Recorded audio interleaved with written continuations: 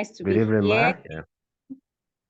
Good evening, everyone that has joined us so far. Good evening to you, Chidera. I can see Chidera. And Abubakar's iPhone. I think that's Michael, if I understood. And Ambrose. Good evening to everybody that has joined us. It's so nice to be here once again, taking this course on supply chain management. I'm so glad to be here, and I think you are as well. We would have, I would have wanted us to start at 5 o'clock as we keep to time. In business, time is of importance. In everything we do, time is of importance. But I would just like to crave your indulgence for those of you that are here, and then to also take permission from MJB Management and Integrated Services. Let's just give 5 minutes to people that may wish to join us so that at least we can start by exactly 5:10 or thereabouts, because this number is not really encouraging at this point. So it's nice to be here to take this training once again. Please, I need to know, are we all together? Can everybody hear me clearly, please? Yes, we can. Yes. Okay, thank you.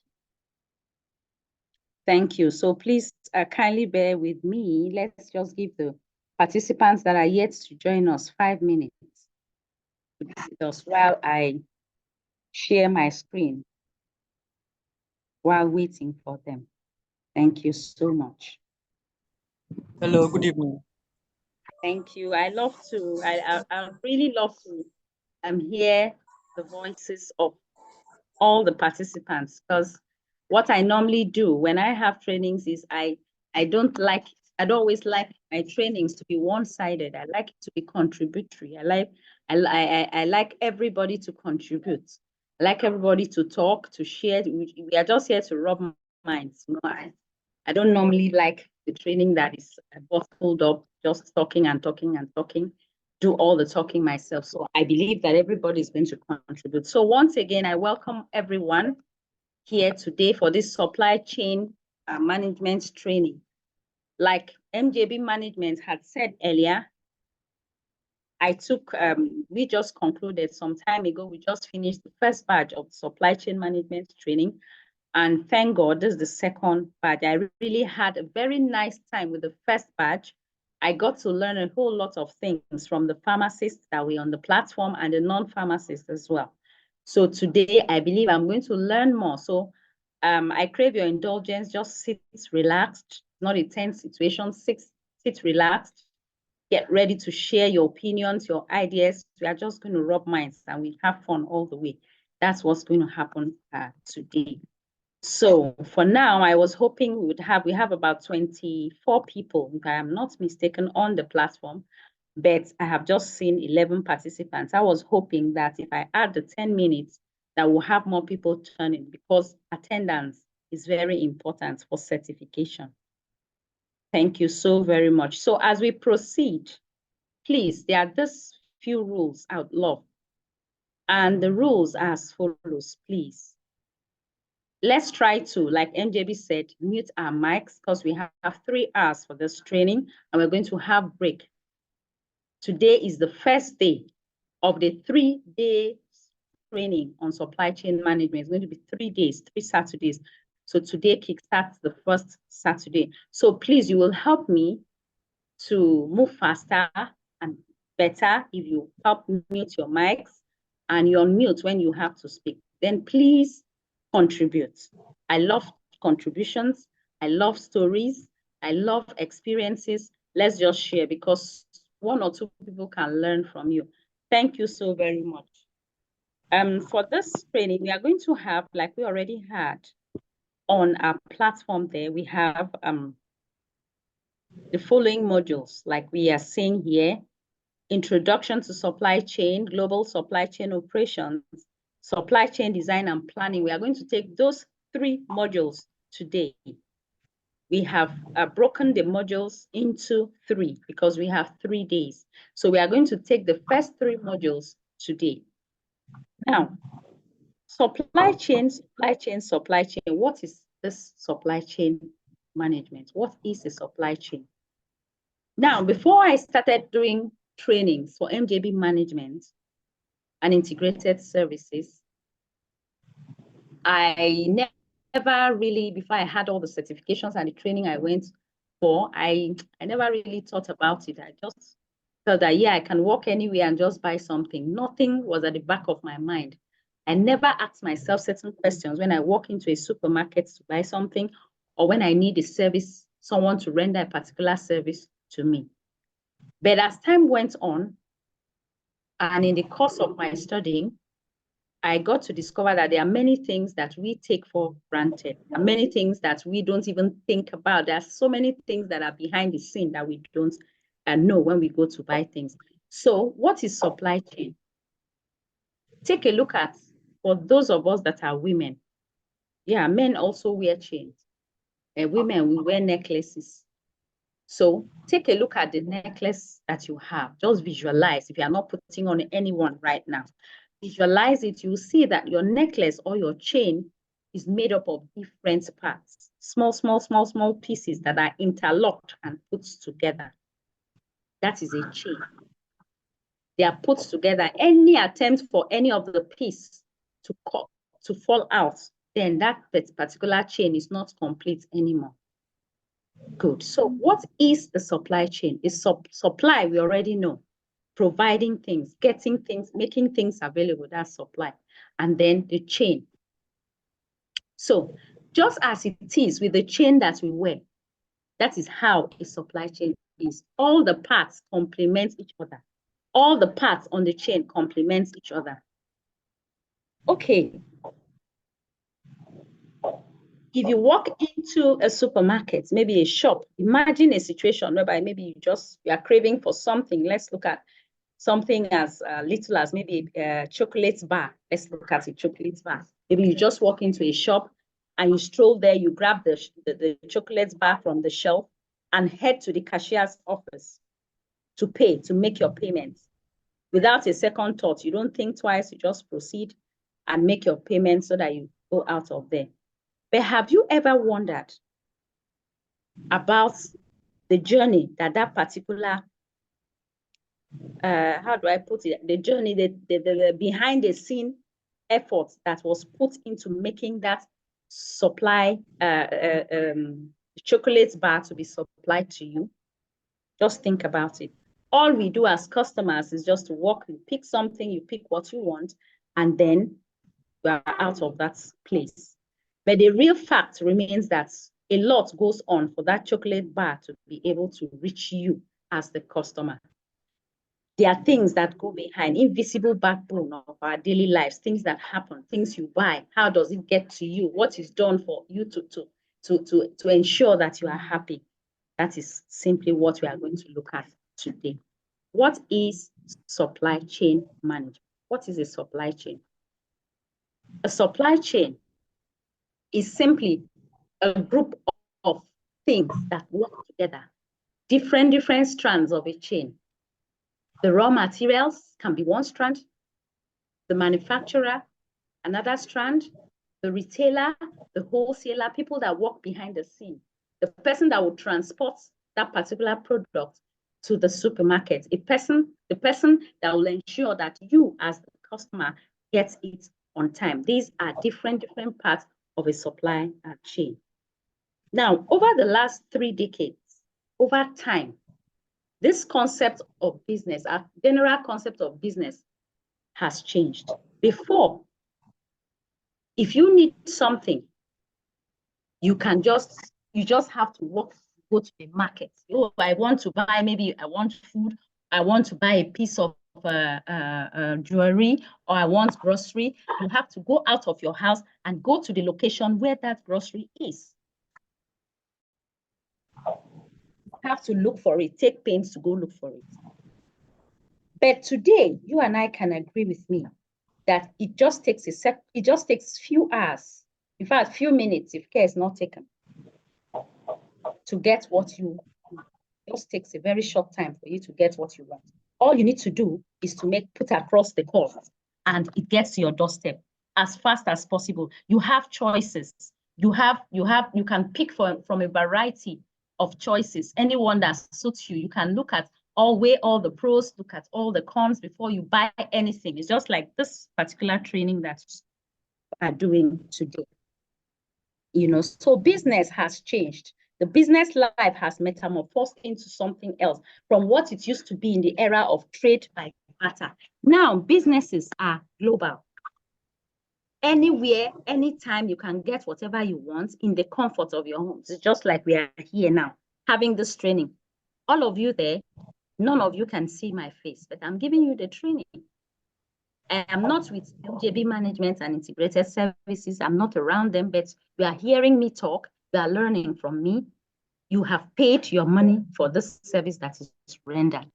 So because of how the world is now dynamic, it keeps changing. It keeps changing. The business world has expanded, includes globalization, competition here and there. If you are not swift, another person is standing by to deliver.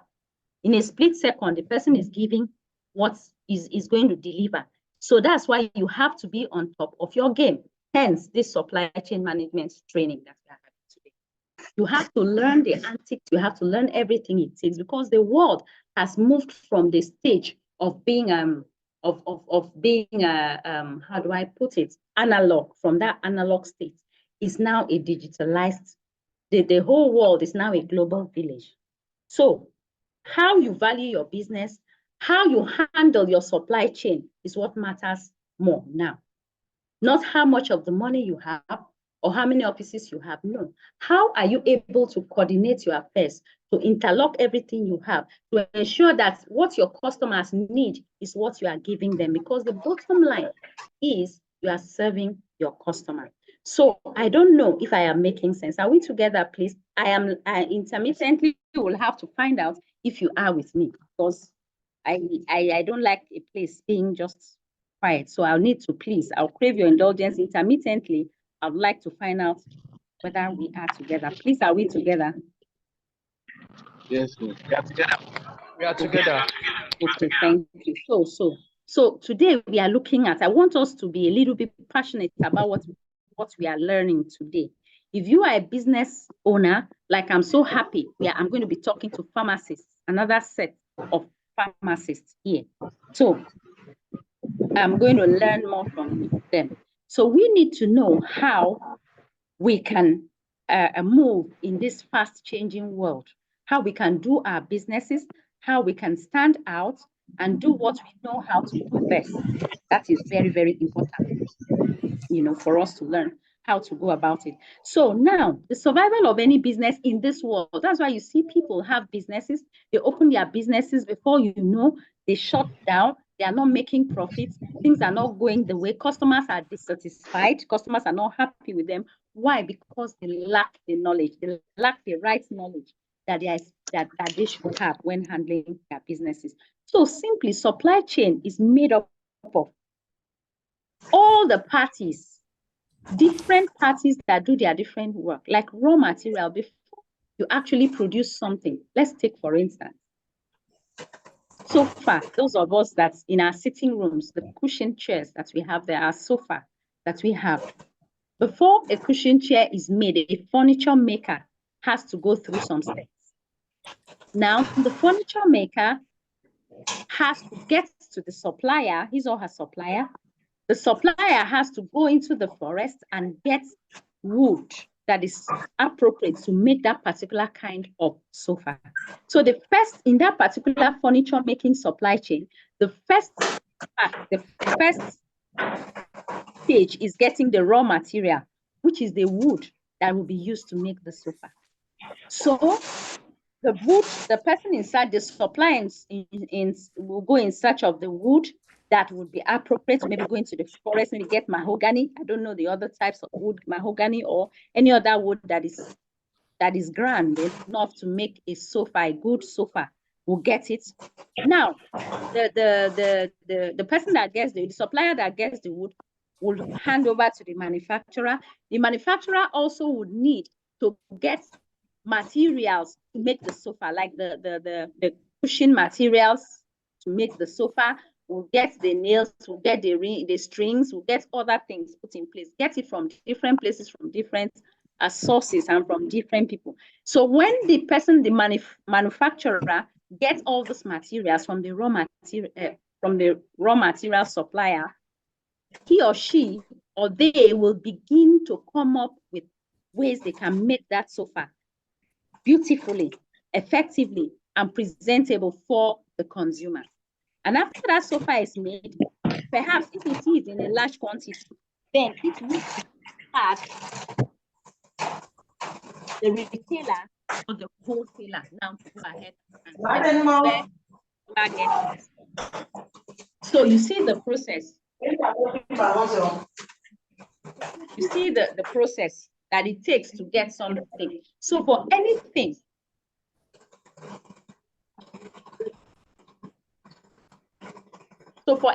that we do and we get at the background, we should know that it takes a whole lot of processes for us to get, and the customer will just come to and just pay, and so many have gone behind the scene. So supply chain is simply a chain, simply a collection of different stakeholders, of different people in their different capacities working together to satisfy the customer at the end of the whole process. That is simply what supply chain. Like I said, if one party of the supply chain is not functioning, what Jimmy should mute herself, I beg. That's what I actually said, that we would have to be going back. Please, MJB, can you kindly mute everybody except we have to talk so that we can effectively make use of this time? Thank you. Thank you. So as I was saying, that is a supply chain. Can the presentation be put on slide? Please, I'm going to be going through the chat boxes. I asked earlier if everyone can see my slide. Please, can everyone see my slide? Yes, we can see it. Because I'm having someone say they should be put in slides. Whatever I am talking about, it's what is on the slide. Now we have the slide that is talking about introduction to supply chain management. As we can see there, is what I am trying to explain. So, business in supply chain management, creating value for your business is a collective contribution. It's not just the manager alone that does it. It's not just the manufacturer alone that has to create the value. No, because it is a chain. The beauty of a chain comes out when all the parts are properly fixed, when everything interlocks properly and you wear it on your neck. Someone will say, oh, wow, this is beautiful. This is a lovely chain. But in event of any breakage or the chain cuts or maybe some parts fall off, the beauty will not come out. So that's just how a supply chain is. Anybody that works, okay, let me relate it to the pharmaceutical industry. Let me relate it because most of us here are pharmacists. Now, when we talk about drugs, like you deal with drugs, pharmacists deal with drugs. Now, yes, you are a pharmacist. You give the drugs, but take note that these drugs are manufactured. So the first step is the manufacturing company gets the raw materials. There are raw materials they use a lot of things to make drugs. You know better. So these materials are put together. The person where they get these materials, the supplier supplies those raw materials, and then the processing company, production of this drug, they process these raw materials into, depending on the component and what is expected, they make it come out to be what patients can use. And after that, hospitals now book for this drugs, perhaps now get the drugs, and the drugs are now delivered to the pharmacist, or the pharmacist now handle the drugs because the pharmacist disburse the drugs, give the drugs to patients. So you see how a supply chain works. If a patient is in need of a drug and the pharmacist, there's a problem in the supply chain, maybe it's not properly communicated to the raw material, to the people that will get the raw materials, or to the manufacturers, or to the suppliers of this drug, then there is a problem. At the end of the day, the customer will suffer. So what I want us to take home concerning this slide is that everything we do in supply chain management dances around the consumer. Please take note of that. Now we are moving to the second slide. What is supply chain? Meaning of supply chain. Please, let's move to slide 5. Thank you. Now, please, if you have any question, what I do is you can ask your question or preferably, you can put your question in, you can put your question on the, okay, I'm just seeing someone put another comment, fine. Yeah, it's not on slideshow. So what I'm saying is you can put your question on the comment section and I'll attend to it. I want to see how we can beat the time, and I do judiciously with you what I have to do today. Thank you so much. So let's go as we proceed. So what is a supply chain? What is the supply chain? A supply chain, like we have here, is simply a network, like I said, between a company and its suppliers. The original equipment manufacturer, maybe the manufacturer of a particular thing, and the suppliers, the people that will bring maybe the nail, the people that will bring the material for the sofa, the people that will bring the wood, the people that will bring the different things, how it will be transported, how do they transport these raw materials to the manufacturer? How does the manufacturer get these raw materials? I hope they don't have hitches. They get the materials on time when they have to produce what they have to produce, not when they need these materials, the materials are not available. That means there's a problem with the supply chain. But a supply chain is simply a network. That's to say that they keep communicating. Okay, the company says, I need this. I need 5 or 20 pieces of bamboo sticks to do this. And the supplier gets the 20 pieces. The manufacturer now gets to work and start doing based on the order of the customers, based on forecasting, based on knowing that, okay, so at the end of the day, they are going to need 5 of this sofa. They are going to need a blue color. They are going to need a red color. Okay, so we have to get the red material or we have to get the blue material. I am talking in a very layman's, I like to give my trainings so that even someone that is not in the field will be able to understand. So pardon me if I'm bringing it too low. I know you are professionals, but bear with me. I just want everybody to understand. So it's simply an interaction or a network between a company and its suppliers that is created to produce and distribute a specific product to the final buyer, like I've already said. Everything done in the course of supply chain management is so that at the end of the day, the customer would be happy, the consumer would be happy.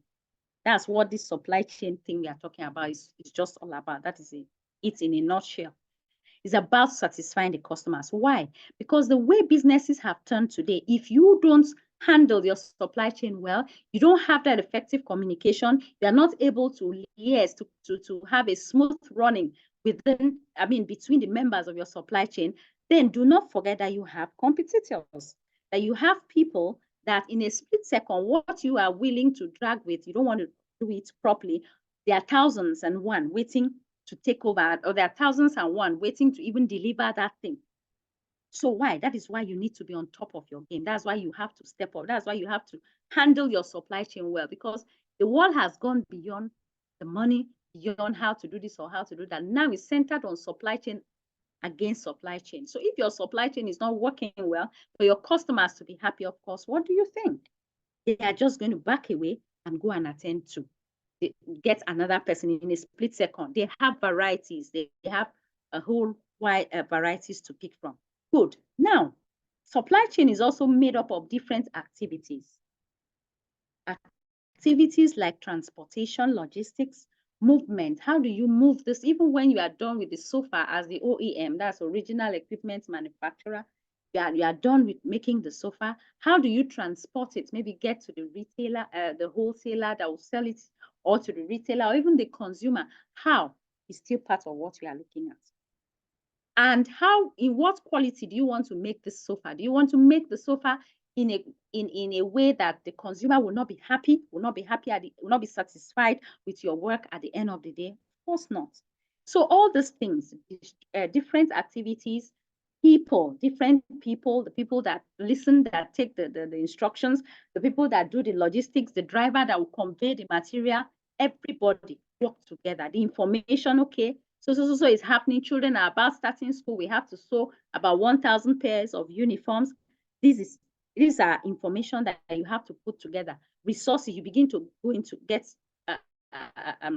do what you know how to do best to ensure that it comes out well. So when we talk about supply chain, it's a whole, it's the total picture. It's not just one person on its own. Everybody struggles towards achieving the goal, the proper goal at the end of the day, to achieve your goal, which is satisfying your customers. Because for you to be in business, for you to continue to be there, then you have to satisfy your customers.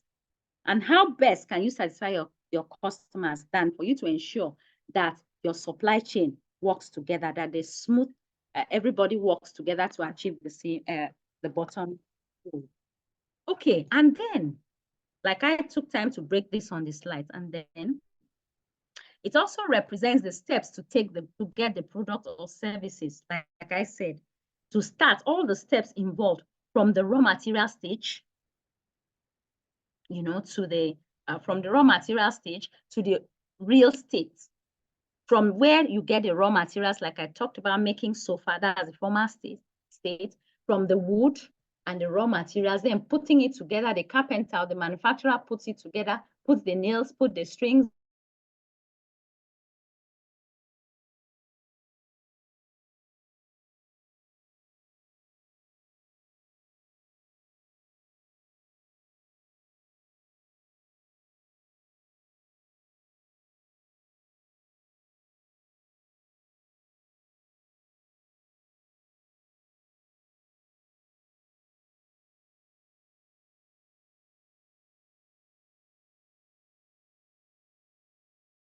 we're actually doing. Everything starts from the material.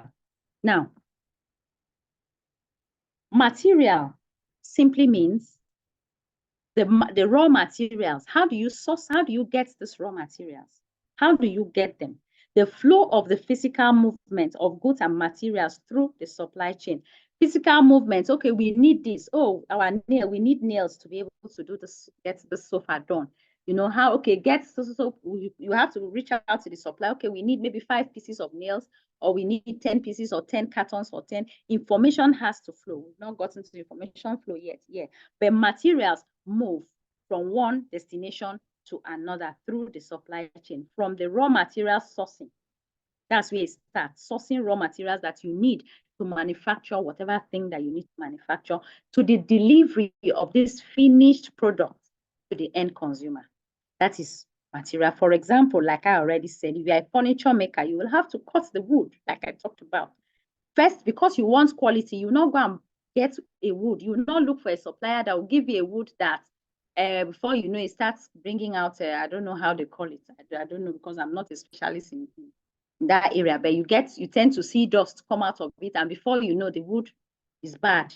You know, dust starts coming out from your sofa. So you would want to get a wood, a quality wood. So it starts from there, getting the wood from the forest, maybe the farmer, maybe the wood cutter. You have to search for the wood, has to search for the wood and give you quality wood, you know, at the beginning. So that is the beginning of the supply chain. And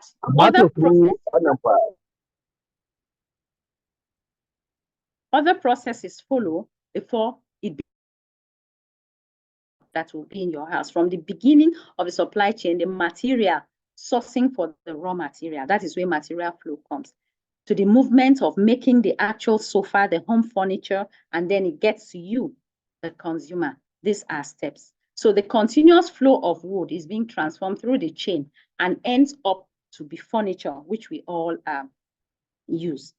Good. So, and each supply chain has its own material. You cannot expect to get materials from a supply chain that produces maybe beverages. Supply chain that produces beverages will not have the same materials, will not have the same materials as a supply chain, a material flow, as a supply chain that produces furniture. These are two different things. So they are clearly different.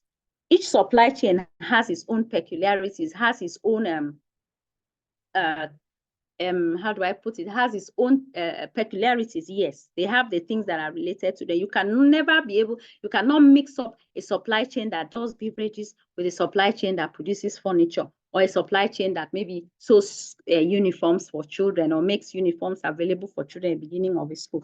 So these are things that we need to know. Material flow is number one. Every supply chain must start with the material, because it is the material that is used For instance, I am doing this training, and MJB management is the original equipment manufacturer. Let's look at it in that area. Is the one at the top. Mr. Michael, Mr. Ambrose, is Blessing. I can see Blessing Asuko as well as others that are here. They are our consumer. You are the consumer. You are our customer. You are our consumer. So first and foremost, you say you need this training. MJB liaises with you, gets the people that are interested, gets the pharmacists, young pharmacist group, if I'm not mistaken, yeah, gets liaises with your chairman, with your head. Okay, my people need this training. This is how we are. Can you make this training available? MJB now reaches out. Okay, doctor, please, we have supply chain management training. Would you be available to take it? And then liaises with the institute to ensure that this works. So these are different branches of the supply chain. And you, as a consumer, whether you are at the end of this training, you are left to say, oh, I had a training with MJB and they didn't do well. I didn't understand what they taught me. And I don't know. They said they were going to start this time. They didn't start, and this and this and that. If you are not happy, then MJB cannot continue to be in business. So that is just supply chain. Anything you do, every aspect of our life is, so we deal with supply chains.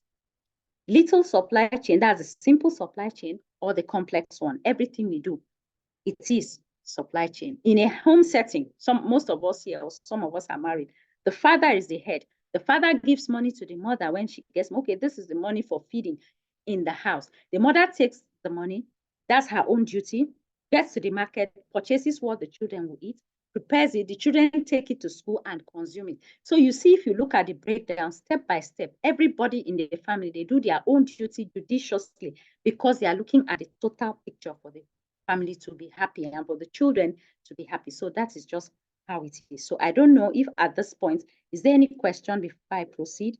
Does anybody, I like to pause to ask so that I can palpate your feelings and know if we are actually getting value. So do we have any questions, please? Is there anything, any contribution? Remember, I did say that I wouldn't do all the talking. At the point, if I do all the talking, then I'll just be left to be, I'll just say, okay, let me relax. Since today is a day of relaxation, nobody wants to talk. Does anyone have any question, please? No question here. Okay, yes, okay, fine. So that means we have questions. Thank you, the gentleman that just answered. I want to believe that not all of us are pharmacists here. So I would like to learn how supply chain works in the pharmaceutical industry. So please, while we move, just ponder on it. At a point, I'm going to stop you. Tell me how you get your drugs, how it works as regards medicine, because I'm not a medical doctor. I'm just an academic doctor. I'm not a medical doctor. So I would like to know. So maybe someone can share. You can just rub minds and we share ideas. So nevertheless, let's continue. We've talked about one of the 4 intrinsic flows of supply chain. That's the material flow. The material, whatever supply chain begins with the material, especially manufacturing supply chains, where you have to make something. It starts with the raw materials. Okay, let's look at the next one, which is the information flow. Which is the information flow. The first was the material flow, and then the information flow. That's the second type, the second intrinsic flow of a supply chain. Now, as the name implies, information, there is nothing that happens without information. If you cannot disseminate information properly, aside that we are talking about supply chain, in all aspects of our lives, if we cannot pass across information effectively, it becomes a problem. Take, for instance, just a quick one. Let me just give you an illustration of something that happened some time ago. I was attending a program, a workshop outside, and so an information was passed So it started from the first person. Like we sat on a round table. We sat round on a round table. So the first person on the left, that's where they started. The facilitator started.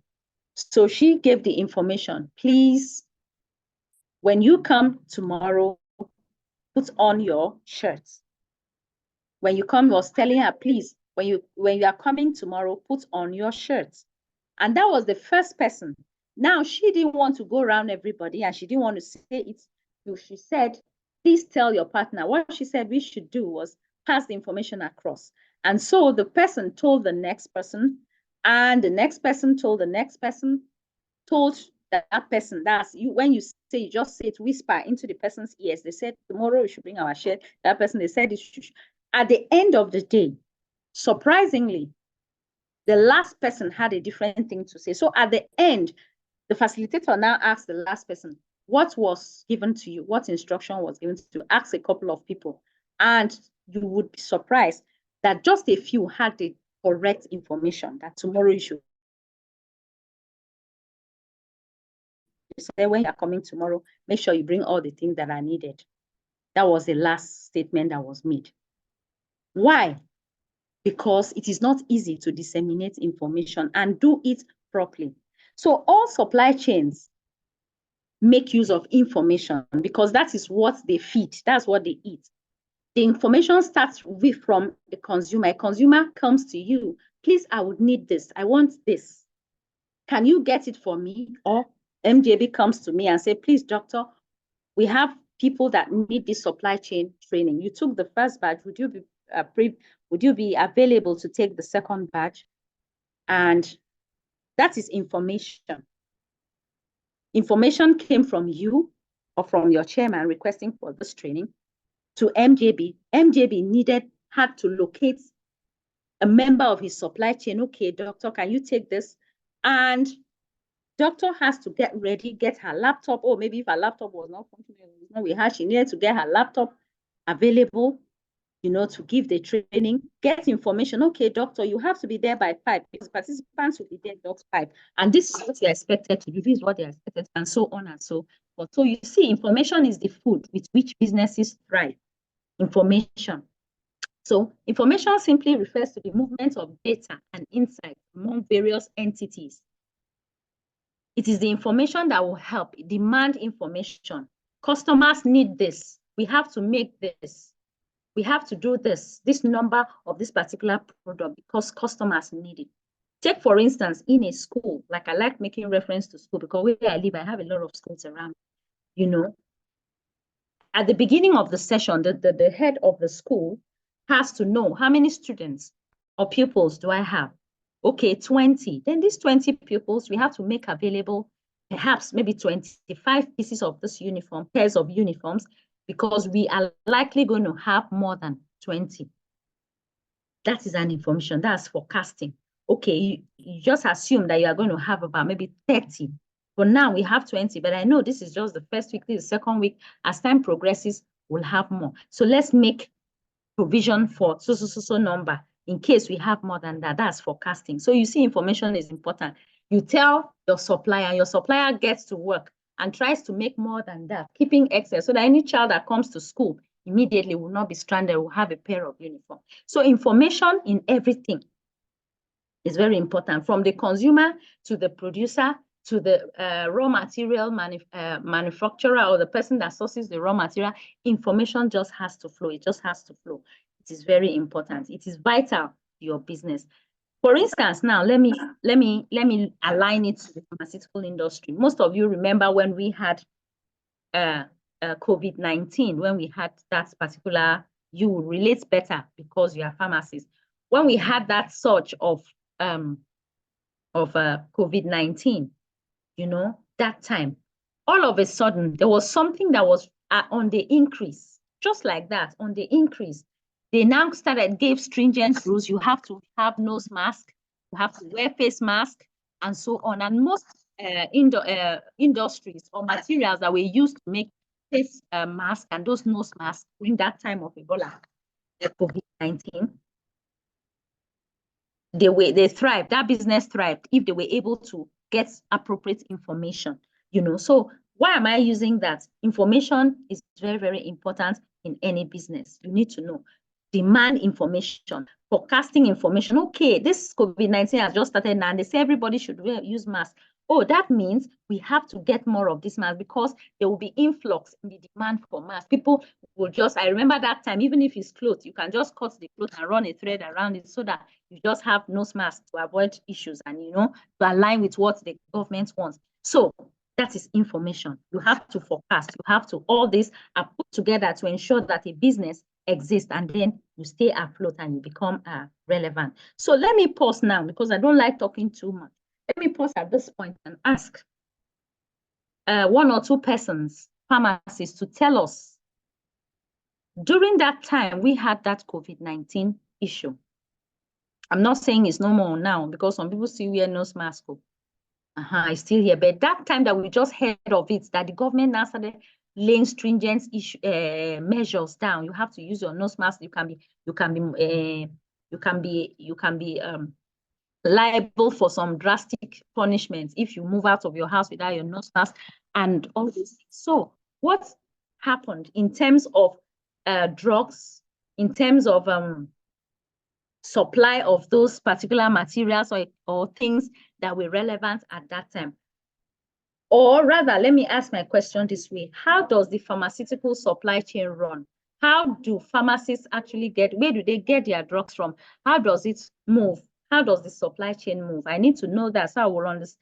I'll be rest assured that these able professionals understand what I have been saying so far. So at this point, I'd like to pause and ask questions. Who is going to build the cars, please? I know we have pharmacists, so many pharmacists here, who can share and tell us how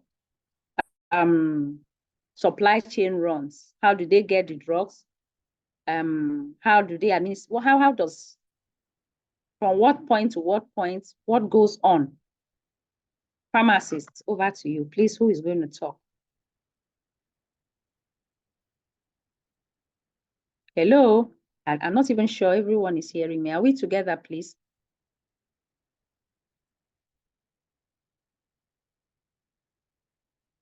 Hello? We can hear you. We can hear you. Okay, beautiful. I can hear a very beautiful feminine voice. That's good. So if we are all together, if you can hear me, who is going to build the cat? Who will tell us how, from the raw material stage, how Hi, everyone. Good evening. Okay, good evening. I'm trying to see who is talking. So Who is talking, please? Can you just tell us? Idorian Akbar. Idorian Akbar. Idorian Akbar. Can you all hear me? Okay, okay. Please, can we hear from Idorian, please? Let's hear Idorian. Idorian, please, go ahead. Thank you so much. Okay, so I'm going to be talking. I'm a pharmacist, but I work in the developmental sector. So I'll talk about how the supply chain works in the developmental space. Since our drugs come from the funders, so we have the mission and the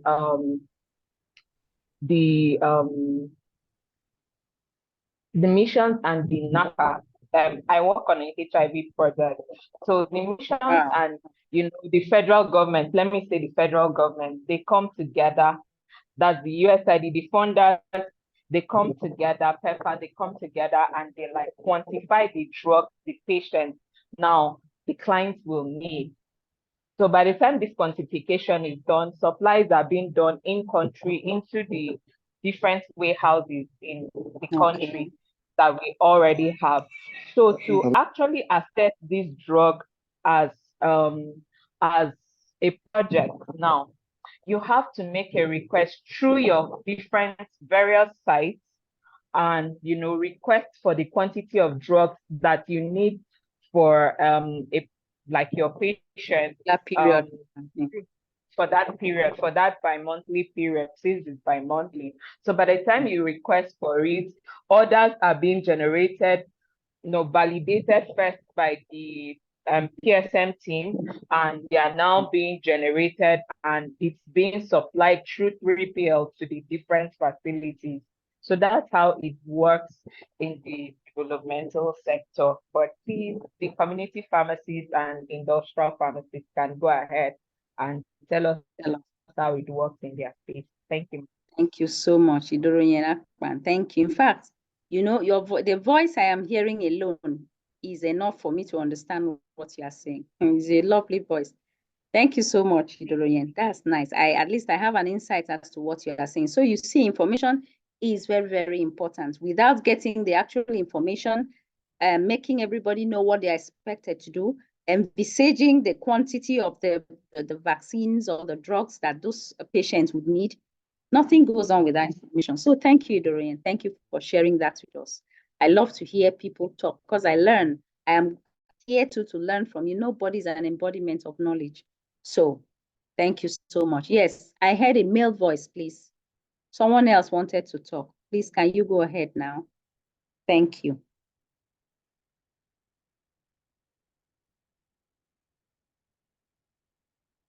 Hello.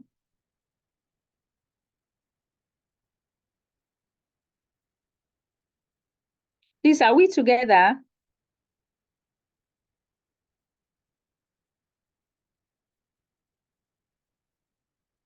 Can everybody hear me? Yes, I can. Okay, Hello. someone wanted to, yes, please go ahead, sir. Someone wanted to share something with us.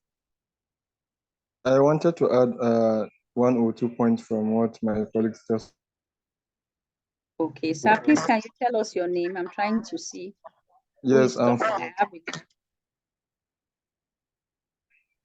Monir Ali Haidara. Okay, Hedara. Yes, yes, ma'am. Okay. Yes, I want to add a point. All right, sir. There's what we call overstocking. Overstocking. Okay, overstocking. Pharmaceutical overstock. That they will not run out of stock. Okay. Yes, yes, so that they can balance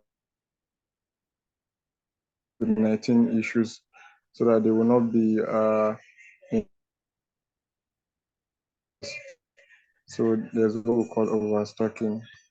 Okay, you have to keep where they keep the excess of it so you don't run out of stock of the drugs. Okay, okay. Thank you, sir.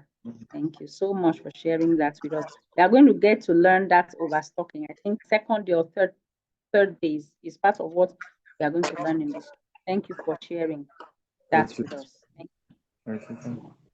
Right. Do we have any other person, or I should proceed? Okay, let me proceed. I will have to ask questions as we progress. So we talked about the first, material flow. Like I said, the material flow is very important in any business. Material flow is important, as well as information flow, that it is the life wire of any business. You have to get information. Without information, you wouldn't know what to do. At the end, you may be stranded.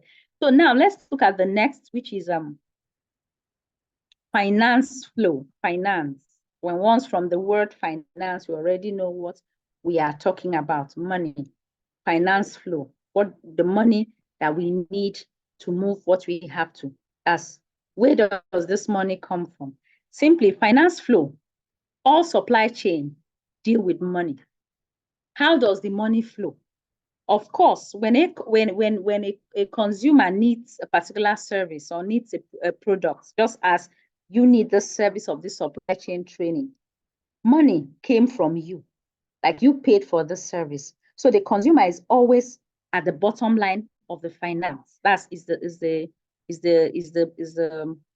consumer that brings the money. That's the source of finance flow in every supply chain. Because for any business to stay afloat, for any business to profit, for you to profit from any business, then there has to be money. Finance has to be involved for you to be able to run things, just as it is here. When you pay MJB Management and Integrated Services, they get to work and see how to put things in order. They pay for my service.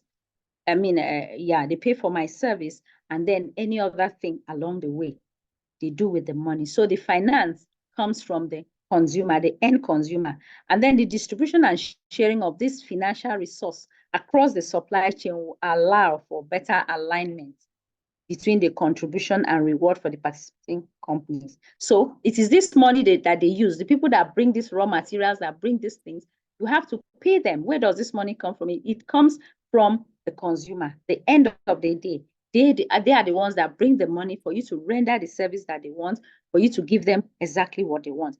That is the A to Z of financial flow. The originator of this finance is the consumer, is the person that needs your service. That is the consumer.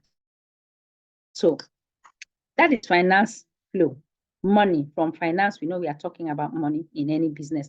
Okay, we also have commercial flow, which represents a transactional flow. How the material flow runs through the supply chain. It changes the ownership from one company, from a supplier to the buyer. It moves from one place to another. There is movement. There's a transactional process of the buying and selling. You buy those materials, you get them from your suppliers, you put them into use, you prepare them, then you sell, you pass it to the person that needs it, and you get the money. So this transactional commercial flow takes place in a supply chain when there are more than one company, where there are other people that do different things, or other companies that align. Take, for instance, in making of a vehicle, of a car, maybe a consumer needs a car, maybe a Toyota car. Yes, a Toyota company will provide the car, but do not forget that the raw materials to make this car starts from somewhere. There's a company maybe in China, maybe somewhere, that provide raw materials, maybe provide the seats, the car seats. They make the car seats, they get the raw materials, process it, form the car seat, the leather car seats that you have. Another company may be in charge of making the windscreen of the vehicle, you know. Another may be in charge of making the tires, you know. A whole lot of things go. Different companies do different things. So there are transactions. There's a commercial flow. There is movement. There's change of ownership from one location to another. When it is done here, it can be moved to another location. Those people can handle this side, put the tires, put the wheel, set it, prepare it. You hand it over. The people that will make the seats, and so on and so forth. So in supply chain, we have the commercial flow.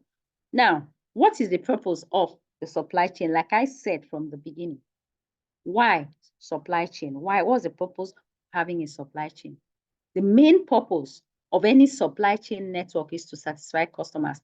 That cannot be overemphasized, because if you don't satisfy your customers, you cannot be termed as a business person. I have seen so many scenarios. I've had so many experiences where people, maybe they don't have the knowledge of supply chain, or they don't have good customer service relationships, with their customers.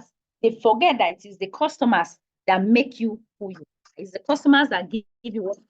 Just like this MJB. We have MJB, if we have American Institute of Supply and Transport, we have the institutes that we have, and we don't have students that patronize those institutes outside USA, UK. We don't have students that go there. At the end of the day, what is the point? Who is losing? So for any business, for any supply chain network, but once it is at the back of your mind, you realize that even as pharmacists, yes, it is a chain. You have to make sure that you are on top of your game. You know the drugs that the patients require. You know how to disseminate these drugs. You know exactly what to do. You know when the drugs, like those of us that have maybe work in the pharmacy department in the hospitals, or have our own private pharmacy, you have to visualize, maybe forecast, and know that, oh, this place that I am, maybe I'm in a riverine area. I live in a riverine area. This my pharmacy is situated in a riverine area, and over time you've observed, you know that people come get malaria drugs. For example, maybe if you have a private pharmacy, you know that, oh, because I live in a riverine area, there are lots of mosquitoes. So the people, they keep falling ill, keep having malaria. You as a pharmacist in that area, you know that from experience and from what is going around you, with your knowledge of supply chain, you know, this is what I always have. They're always coming here to ask for maybe Amatem or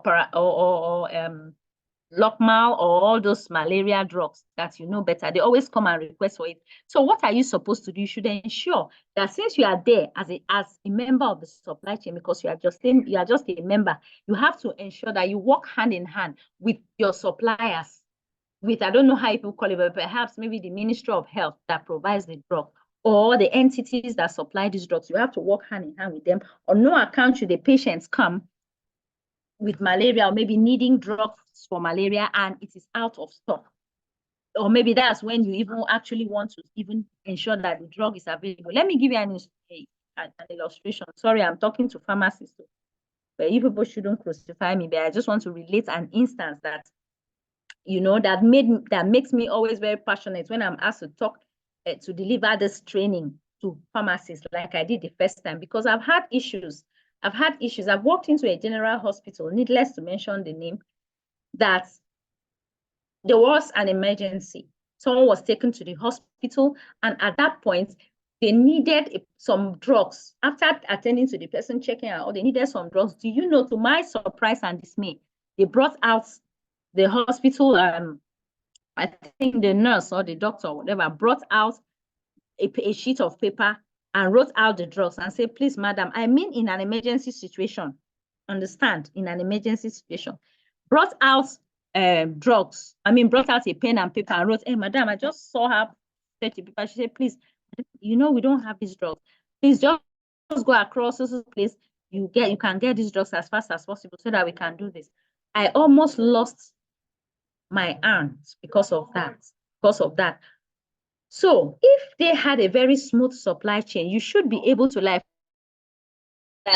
stock, like that pharmacist shared with us earlier, so that you don't run out of stock, especially in public general hospitals and government hospitals. It is a practice to say, take this, go and get the drugs outside, go to so pharmacy and go and get the drugs, which is not very good. So that way, people, I tell you the truth, I avoid going to a government hospital since that incident, because I know that there are lapses in some of them, not all the government hospitals, some, just a few of them, you know, there are lapses. So from that day, I don't go there.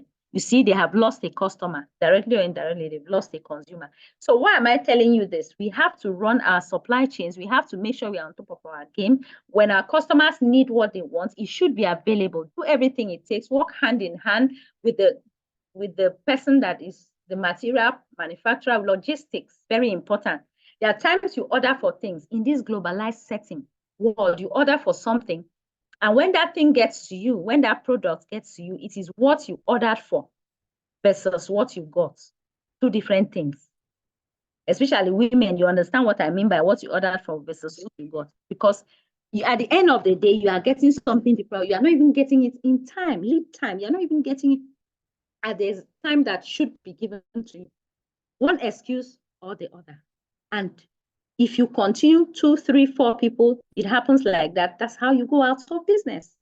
You just go out of business because there are 1,001 out there that are willing to even deliver in a shorter time than what you are getting. So whatever you do, however you do it, that's why I decided to coin this purpose of supply chain. Just know that behind your mind, at the back of your mind, whatever you do as a pharmacist in your own little way, ensure that you have at the back of your mind that satisfaction of your customer should be of topmost priority to you. Your customers should be happy. The product flow along the directions of the chain. Logistics, make sure you don't delay in rendering service to a customer or a consumer. If you can handle your supply chain properly, as we go forward, you will understand what I mean. If you can handle your supply chain, you can configure your supply chain properly.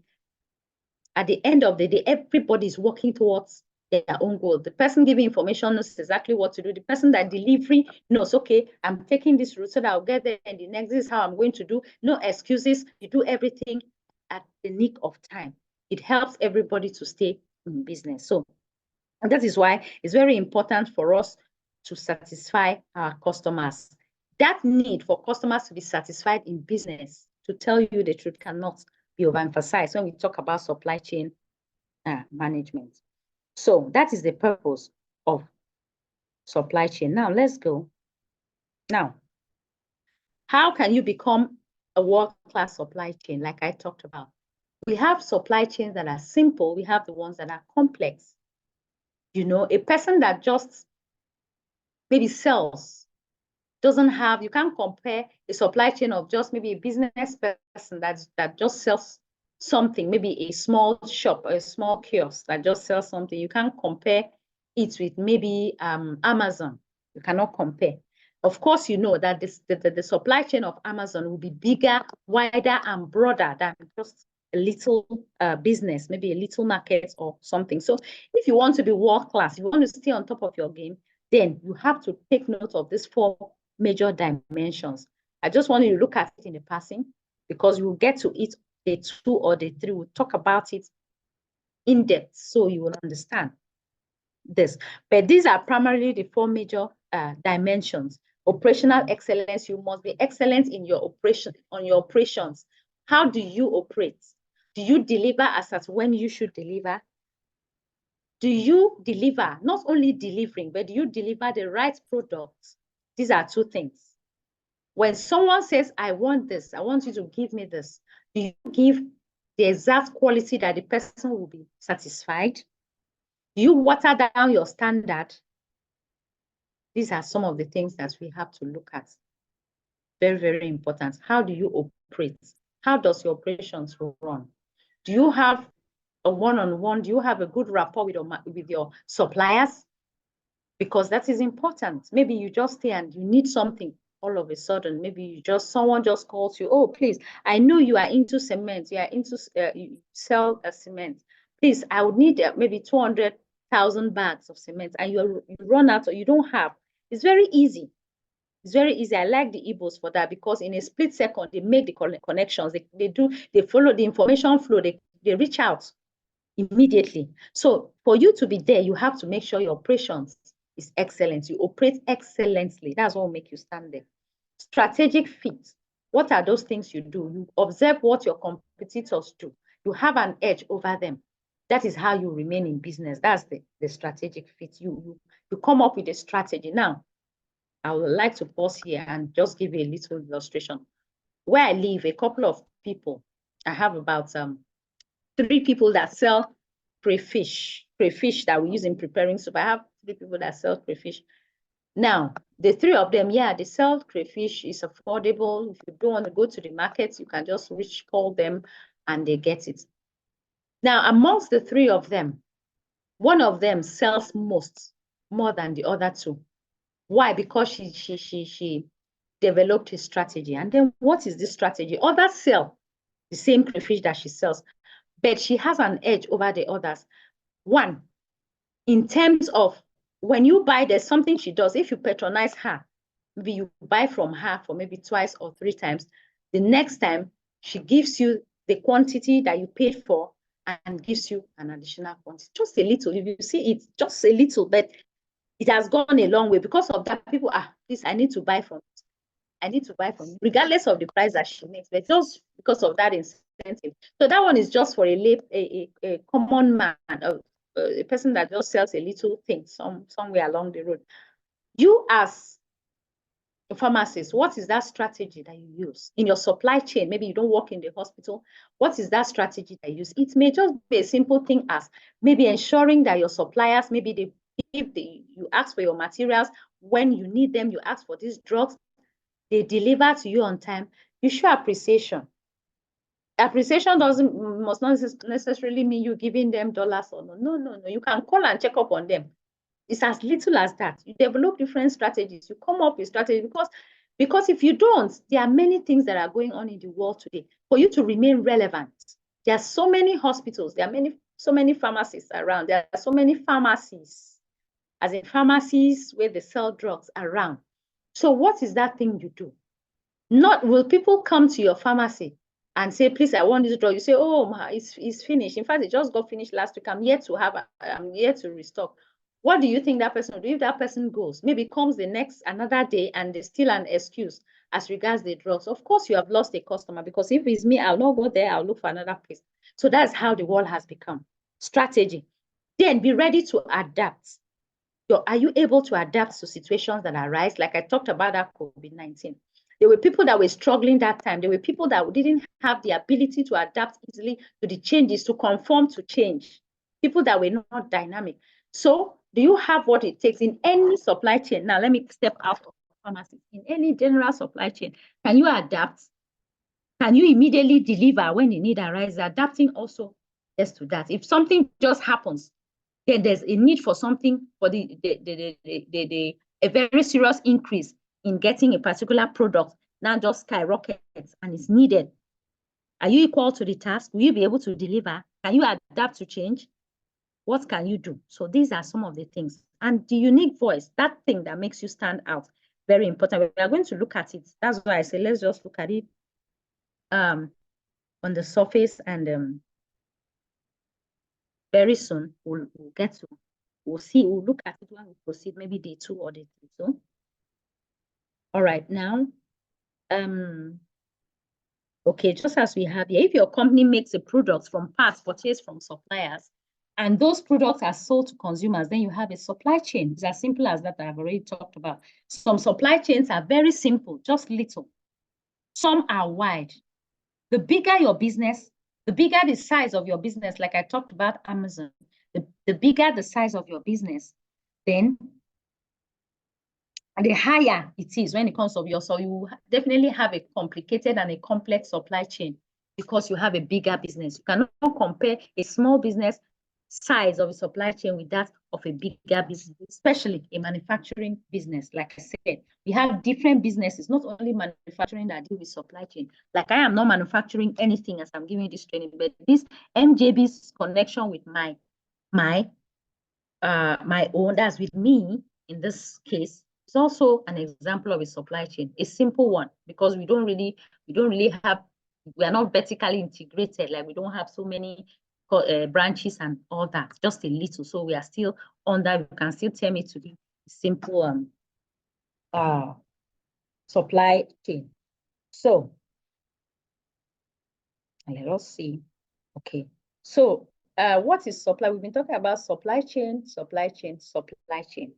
Now, supply chain management is simply the coordination of production. How do you coordinate production, inventory, location, and transportation? Everything that happens within the supply chain. Like pharmacists, you check your drugs, you know, okay, we need more of this particular drugs depending on the demand from the patients, maybe the illnesses they have, and so on. We need more of this particular drugs. How many do we have in stock? How many do we need? What are we setting out depending on their shelf life? Because I know there's something like shelf life, and those drugs that have their expiration dates close. So you have to take note of that as well. The drugs you give, make sure you look at the expiration. Make sure you know the ones that should go out first. The ones that you can maybe to preserve, that you can put in a fridge, the ones that need to be put in a refrigerator, and so on and so forth, you understand? So the coordination of all these things, of the production, the inventory, taking stock of these things, how many do we need, the location, transportation, moving the raw materials, maybe to you, maybe the Ministry of Health, moving the drugs to the hospital, then the hospital will now call you as a pharmacist with the hospital. These are the drugs they've just delivered. This is the number you requested for. This is the number we need, and so on and so forth. A mix of all these things. The best mix of the responsiveness of all these things is simply what we look at supply chain management. You have to be able to coordinate everything effectively. It's just like a mother that runs a home. You take your children to school, go to the markets, make sure they take their bath, especially if they are little. Make sure you take them to church. Make sure you know, all these things put together, your ability to be able to perform this task well is what will make you remain valuable. That's how it is in business. So you manage everything and ensure that it is done efficiently, that the total picture is what you are looking at, which is to satisfy the customer, which is to make your customer satisfied. Good. So I would like somebody, like, because I have been talking, I just want someone to look at this picture here, supply chain management, look at the parties, look at, and just tell us something about it. Just tell us something about it before we progress, because our time is just going back and we have to hit the targets today. So who is going to build a car? Like, so many things are going on in this diagram. So let's look at it and just who is going to talk? I've seen people, I like people talking. I've heard from a lady, Idrina Kwan, she said, I guess. Yeah, and I've also heard from the pharmacist that just finished talking. So we have so many people here. Ugo Anthony, I know normally what some do in trainings, they just on the Zoom and keep it and perhaps do something else or lie down or feel I don't know. So who can tell us about this picture that is on the screen? Who is ready to build a cat? Good evening, all. Good evening, sir. Good evening. Please, can you tell us your name? Good evening. The reason I need to name so that I don't call you again to answer. I call those people that refuse to respond to me. So please, sir, tell us your name. Thank you. This is Pharmacist Amy Moses. Okay, Pharmacist Moses. Yes, from the picture displayed on the slide, I think it's simply a kind of a summary of the supply chain management. And here it shows the source of the raw material that is needed for a production process, which are being sourced by suppliers to the manufacturers. Suppliers to the manufacturers. Then the manufacturers now put these raw materials into the finished product, to the production process. But they will now supply the finished product to the distributors. And in all this, in so doing, each of these stages also involves the movement of the source materials from one point to the other, that's the logistics involved the transportation. And after the manufacturing, the finished products are also transported to the distribution point. Remember that at also each point, there's also storage, that's warehousing as well, that's involved in each of these stages. So at the point of distribution, the distributors now supply the finished product to the retailer, from where the final consumers have to purchase this product for consumption. So from the summary of the whole thing, it ranges from sourcing the raw materials, converted to the finished product. The finished products are now supplied to the distributors, from there to the retailer, from where the consumer gets it for their personal satisfaction. And that's what the summary from me, that's what I can pick up from the summary of the Thank you. Thank you so much. Wow. Pharmacist Moses, that's a beautiful one. You see why I say that I don't have to talk too much, because I'm talking to knowledgeable professionals on this platform that I would learn a whole lot from them. Thank you so much, Pharmacist Moses. So that's a simple diagram. I decided to put this so that, we learn in different ways. We learn in different ways. There are people that learn through seeing, aside the ones we are telling them. So let's see whichever way we learn. So that's summarily, that's what we are learning is just the supply chain management. You see, from the raw materials to the supplier, to the manufacturer, you see all the steps, all the movements to the distribution, the van, the logistics, how does it get to the retailer? The logistics has to move, give sent to the retail location, and then the customer, very easy. So it's just a holistic thing. At the end of the day, whatever is done, all these steps from A to B to C to D, all is geared towards making the customer happy, to make the customer satisfied. From the picture we can see there, you can see them hold hands, and everybody is just happy. The customer is happy. The business owner is happy, and everybody's just happy, because everything has just been put in place to ensure that everybody is happy. So that is supply chain management. As business owners, as people that do our own thing, in our professional levels, as pharmacists and others that are not pharmacists as well, it is important that we are able to manage our supply chain. Everybody in the supply chain, if you don't manage them effectively, it boomerangs on you. The customer ends up not satisfied and your business gets going down. Keep losing customers. So that is supply chain management in a nutshell. So now let's look at the concepts of the supply chain management. What are the concepts?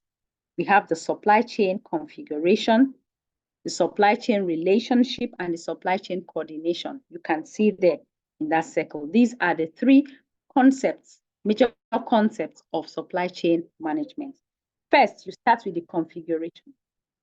How do you configure? It's just like a new laptop. You buy a new laptop, you have to configure it. That's to say, you put everything you need in it. Like now, I have to ensure that I have Zoom in my laptop so I can be able to carry out everything effectively. I configure it and put everything I need. Make sure there is a Chrome or Google so that I'll be able to access whatever I need to access and so on and so forth. So that's just how a supply chain is. Now, supply chain configuration is simply how you construct your supply chain. All the participating firms, how are they? How big is this supply base? How is for the original equipment manufacturer? When you hear me say OEM, that's original equipment manufacturer. How wide or narrow is your integration? What do we mean by integration? We're going to see it down, maybe tomorrow, maybe next week, Saturday, the second day. It's simply the single ownership of consecutive activities. How big is your factory, is your location? Are you going to source from? Are you going to have to bring in other people to provide what you want? Or are you going to do it yourself? That's very, very, very important. For instance, we have Ford. There's a company they call Ford Motors that used to make cars, but most people don't use Ford vehicles now. But in the 30s, in those days, they used to use Ford vehicles. People used to get that because Ford vehicle, they came up, the organization, they came up with making the Ford cars, and they made it black. Like they made it black. They ensured that they had everything used. They now had to get a Ford section that deals with manufacturing or making the windscreen for the Ford vehicle. They had another department that dealt with the tires. All those things all those companies and departments were owned by Ford themselves. Of course, they didn't want to extend their vertical integration. They didn't want to get other people to do things for them. They just wanted to do by themselves to ensure that, okay, we just make the tires the way we know how to do, make the windscreen. And since they are all black cars, everybody is just happy. You understand? So how do you configure your supply chain? Do you want it to be widely integrated? Do you want other people to reach out to do, or do you want to make your business to have branches that will perform all the functions? For example, like I talked about the furniture, would you like to have a department under the same business, still your own supply chain, your business that manufactures the materials that will be used for the sofa? Would you still also have another branch that process the nails, that make the nails that you also use? How do you want your business to be? So configuration is important. Architecture is just like a person building a house. What is your plan? Where do you want the staircase to be? Where do you want the visitors room to be? Where do you want the car park to be? Configuration, putting it together, architecture. So that is one very important concept of supply chain management. Before you even look at it, you are into supply chain, you must think, how do I want to configure my supply chain? How do I want it to be? That is very, very important. It must be strategic. You sit down, look at it. How are we going to make it? How are we going to put things together? Who is going to do this for us? Are we going to go to London to get our material? Oh, we don't need China products. We need this. Let's see whether we can ask a company to get it for us.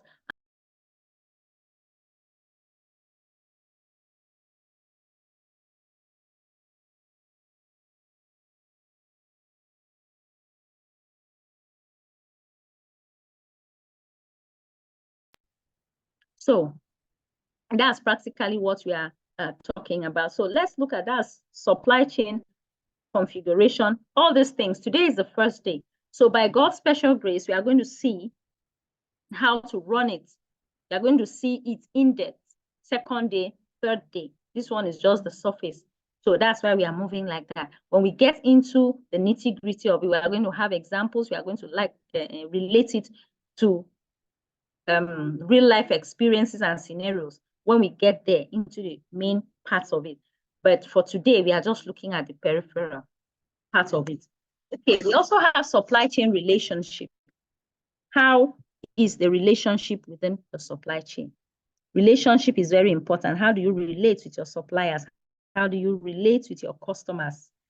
Very, very important. How do you treat them at arm's length? Do you have a good relationship with them? Now, this is what I mean by relationship. Say, for instance, there's a person that sells maize, that roasts maize by the roadside, and you are back from work, like you have this training. Now, maybe you are driving back from work, you just clear your vehicle and you say, I can see someone. Let me just buy roasted corn and take it home. I just feel like eating roasted corn. And you stop by, price the corn, you buy it, and you go. Maybe another day on your way back from work, you also buy the same roasted corn from the same person. Perhaps you do it twice or thrice. The first day, it was just buying. Second day, it was just buying. But what I assure you is, if it takes time, you keep passing through that road and you don't stop by to buy the maize from the woman. The day the maize seller sees you, the day the woman sees you, say, okay, it's been long, or you don't even buy my maize again. What is the problem? I didn't see you stop by to buy, you see? So you see, from that way, it has passed just you ordinarily patronizing somebody. There's a form of relationship that is going to build. It's just when you enjoy the corn and you buy it, then all of a sudden you don't buy. So when you buy something once, it's just buying. But when you continue to patronize somebody, like you have a steady supplier, you have a steady, you have people that work with you, they are part and parcel of you. So you have to build your relationship so that your supply chain will move smoothly. Very, very important. You have to have that rapport with your customer, have that rapport with your supplier, so that even in the middle of the night, something comes up. Hey, please, allergy or whatever, please, you have something. I just need 100 bags of that thing. I just need.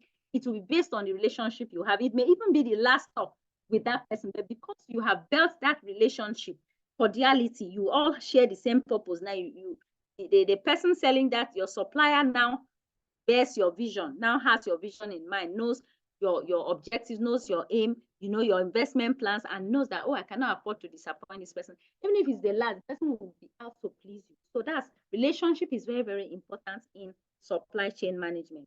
Very close partnership. Have a relationship with anybody that you patronize or patronizes you.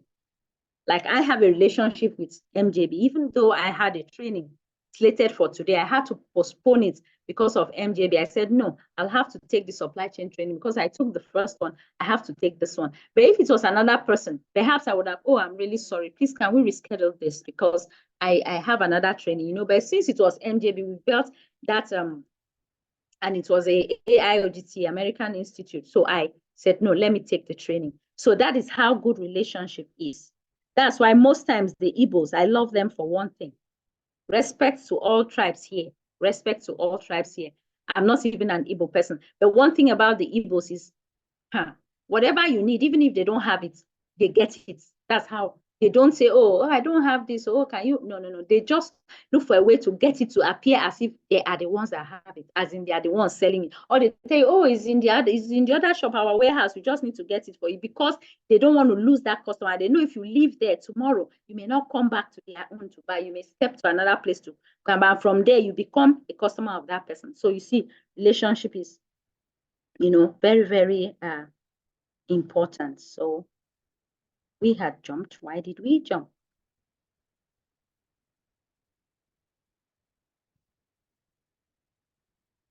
Okay.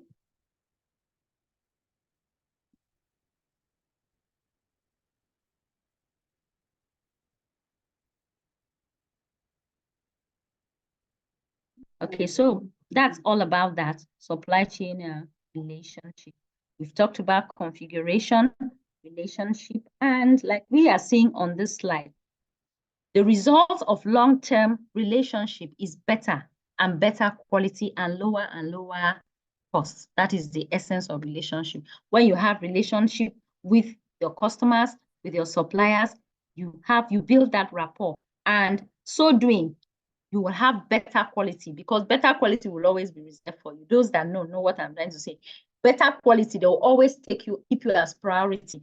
And as time goes on, you may have lower costs because you may spend less. That's what I mean to say. You may spend less compared to when you started. So relationship is very, very good. Cost reduction. When you build rapport, relationship with a particular business owner, you tend to have the costs reduced. It's just a normal nature of man. So let's see. Then we have the coordination too. What is coordination? Interfirm operational coordination within the supply chain, like we talked about. Continuous material flows. How do you coordinate the materials from the suppliers to the buyers and through to the end consumer in a preferable manner, in a manner that does not affect anybody? Everybody is happy. Inventory management. How do you check? How do you coordinate the things that come in? Just like we heard the pharmacists tell us, run out of stock. How do you coordinate things that come in? You have to keep stock, keep taking stock, know the things that are needed, forecast, preempt, like guest. I don't know which other language I can reduce it to. Try to think of what how this scenario is going to play out. Oh, I'll need more of this. Let's do this and let's do that. Production capacity. Do we have the capacity to produce so thing? What are we going to do?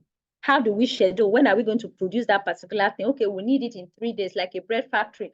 Okay, our flour is exhausted or is almost finished, and the next day is a school day. The children will need, we have to do this, we have to do that. You keep walking around the clock, because just as the world is changing, so you have to move with speed so that you can still remain valuable. So these are components of supply chain management: planning, sourcing, manufacturing, logistics, delivery. These are the main components of supply chain management. Planning has just got to do with how you arrange your activities, the optimization, the flow of goods and information. How do the goods flow?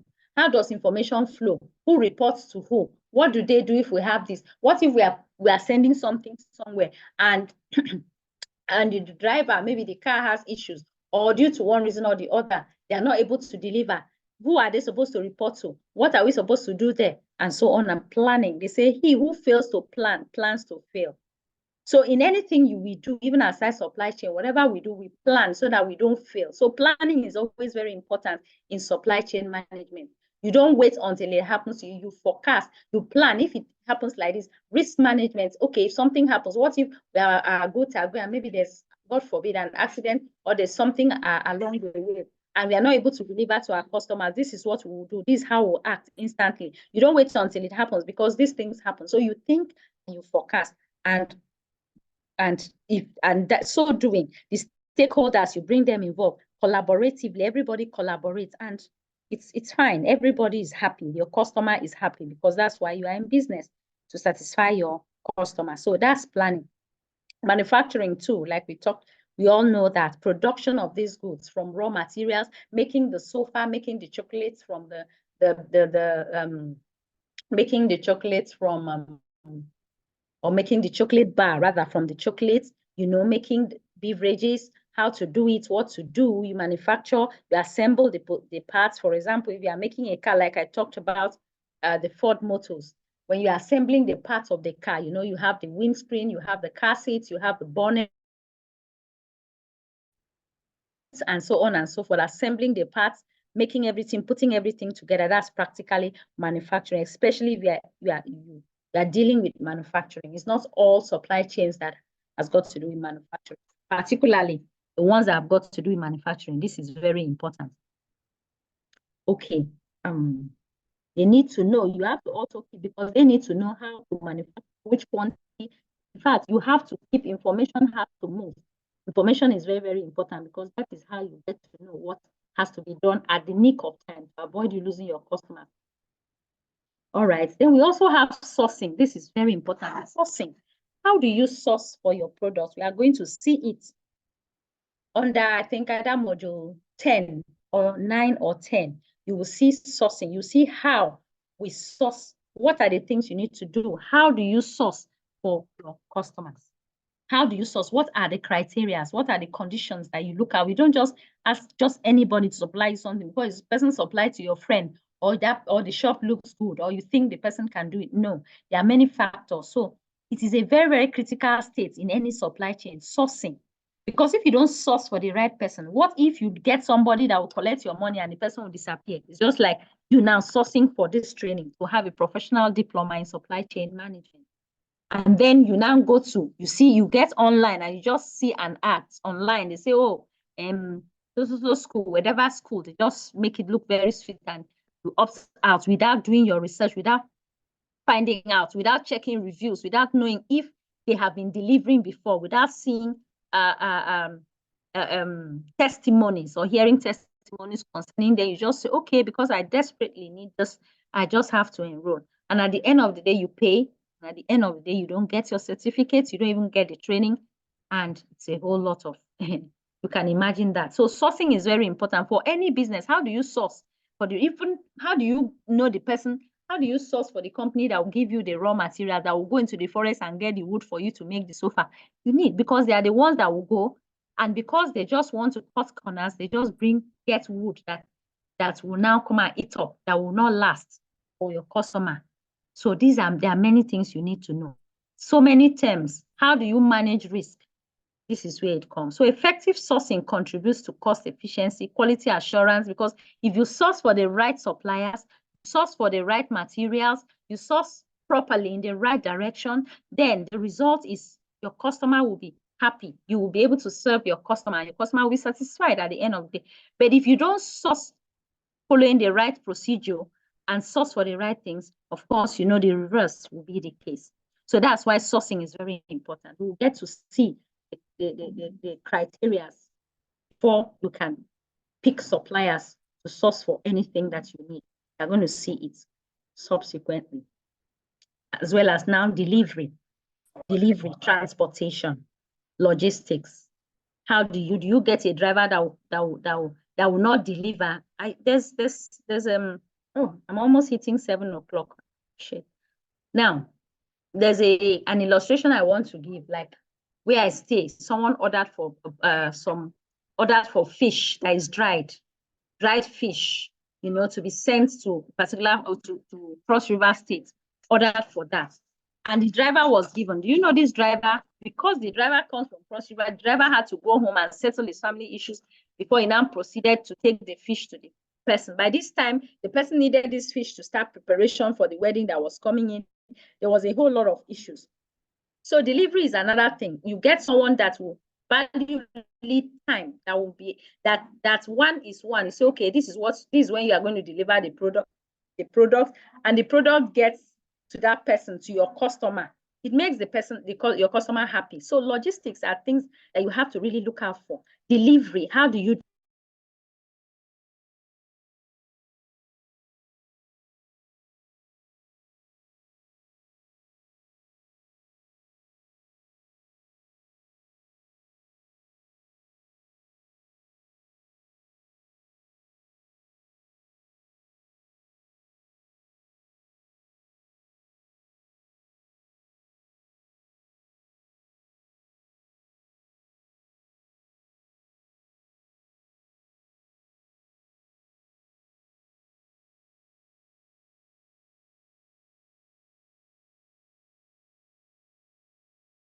deliver in 3 days? They are telling you something of how maybe perhaps Mungo Park.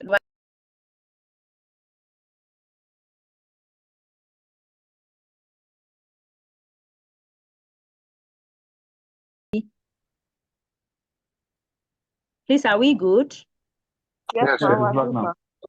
Okay, fine. So that is delivery. Please, delivery is very, very, very is one factor that is very important. You don't give excuses when you have to deliver things to customers.